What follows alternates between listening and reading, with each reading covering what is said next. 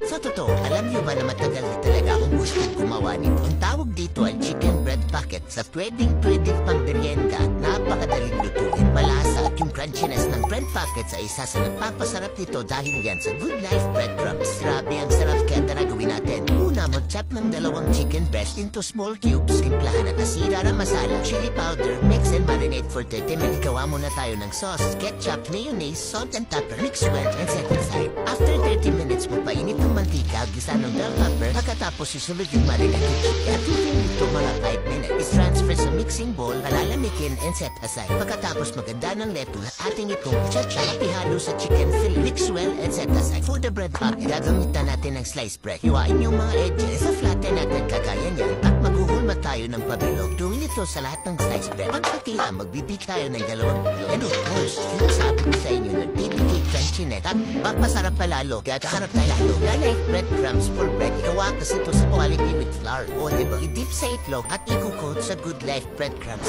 Kapag okay na lahat, i-dip tayo natin hanggang maging golden brown. Ganyan lang kadali magluto.